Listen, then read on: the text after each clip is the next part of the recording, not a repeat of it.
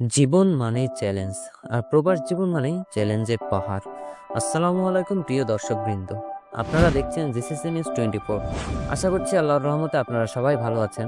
আমাদের চ্যানেলের প্রধান লক্ষ্য হলো প্রবাসীদের গুরুত্বপূর্ণ তথ্য নিয়ে সাহায্য করা, বিশেষ করে সৌদি আরবে থাকা প্রবাসীদের। আজকের আলোচ্য বিষয় অত্যন্ত গুরুত্বপূর্ণ এবং প্রবাস জীবনের সঙ্গে গভীরভাবে জড়িত। ইকামার মেয়াদ শেষ হওয়া, টার্মিনেট হওয়া এবং মুআসসাসা বন্ধ সমস্যা। এই সমস্যাগুলোর কারণে অনেক প্রবাসী কাপালা হতে পারছেন না। আপনারা যদি পুরো ভিডিওটি দেখেন তাহলে আশা করি এই বিষয়ে অনেক কিছু পরিষ্কার হয়ে যাবে। ভিডিওটি যদি আপনার ভালো লাগে অবশ্যই শেয়ার করবেন এবং আমাদের চ্যানেলটি সাবস্ক্রাইব করবেন। চলুন তাহলে দেরি না করে খবরে বিস্তারিত জেনে নেওয়া যাক।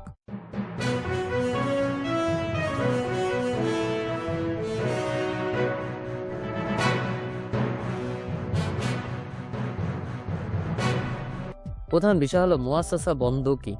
সৌদি আরবে যারা প্রবাসে আছেন তাদের জন্য মুআসসাসা বন্ধ একটি গুরুত্বপূর্ণ বিষয় এবং জটিল বিষয়। মুআসসাসা বন্ধ বলতে আমরা বুঝি আপনার তথ্য ডাটাবেস থেকে ডিলিট বা বাতিল হয়ে যাওয়া। যখন কোনো প্রবাসীর ইকামা বাতিল করা হয় অথবা কোনো কারণে তার তথ্য সৌদি সরকারের ডাটাবেস থেকে মুছে ফেলা হয়, তখন তার স্ট্যাটাস হয়ে যায় সাসপেন্ডেড। এর ফলে তিনি আর বৈধভাবে সৌদি আরবে কাজ বা কাফালা করতে পারেন না। উদাহরণস্বরূপ, যদি আপনার ইকামার মেয়াদ শেষ হয়ে যায় এবং তা নবায়ন করা না হয়, যদি পূর্বের কোনো অপরাধ বা জরিমানা বাকি থাকে এবং তা নিষ্পত্তি না হয়, যদি আবার পূর্বের কফিল বা স্পন্সর আপনার তথ্য সঠিকভাবে আপডেট না করেন বা ইচ্ছাকৃতভাবে বাতিল করেন, তাহলে কোনো মুআসসাসা বন্ধ হওয়ার কারণে কাফালা হওয়া সম্ভব হয় না। মুআসসাসা বন্ধ হওয়ার ফলে কাফালা জটিল হয়ে পড়ে, কারণ যদি আপনার ইকামা বাতিল হওয়ার আগে কোনো জরিমানা বা বকেয়া থাকে তাহলে সেটি পরিশোধ না হলে নতুন কফিল দায়িত্ব দিতে চান না। আপনার মুআসসাসা বন্ধ হয়ে গেলে ডাটাবেসে আপনার তথ্য আর খুঁজে পাওয়া যায় না। এতে নতুন কফিল বা কোম্পানি আপনাকে নিয়োগ দিতে পারে না। মুআসসাসা বন্ধ থাকার কারণে পেছনের কফিলদের সঙ্গে আর্থিক লেনদেন বা অন্য আনুষ্ঠানিকতা সম্পন্ন করা কঠিন হয়ে পড়ে। একবার আপনার স্ট্যাটাস সাসপেন্ডেড হয়ে গেলে সৌদি আরবে কোনো ধরনের বৈধ কার্যক্রম চালানো প্রায় অসম্ভব হয়ে যায়। এই সমস্যার সমাধান কিভাবে করবেন? এই সমস্যাগুলো থেকে মুক্তি পেতে আপনাকে কিছু পদক্ষেপ নিতে হবে।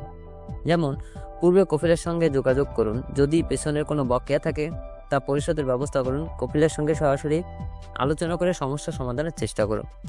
সৌদি লেবার অফিসে যোগাযোগ করুন। লেবার অফিসে গিয়ে আপনার সমস্যার কথা জানান এবং তাদের নির্দেশনা অনুযায়ী কাজ করুন।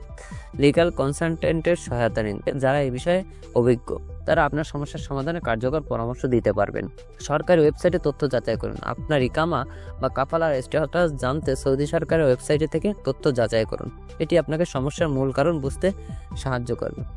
শেষ কথা, আমাদের প্রবাসীদের জন্য এই সমস্যাগুলো সত্যি কঠিন এবং হতাশাজনক, তবে ধৈর্য ধরে এবং সঠিক পদক্ষেপ নিয়ে সমস্যাগুলো সমাধান করা সম্ভব। ভিডিওটি যদি উপকারে আসে তবে অবশ্যই শেয়ার করুন। আমাদের চ্যানেল জিসিসি নিউজ 24 সাবস্ক্রাইব করুন এবং ফেসবুক পেজে ফলো করে রাখুন। বেল বাটনটি অন রাখুন যাতে নতুন ভিডিওর আপডেট সবার আগে আপনি পান। আশা করি আজকের ভিডিও আপনাদের সাহায্য করবে। ধন্যবাদ সবাইকে। আল্লাহ হাফেজ।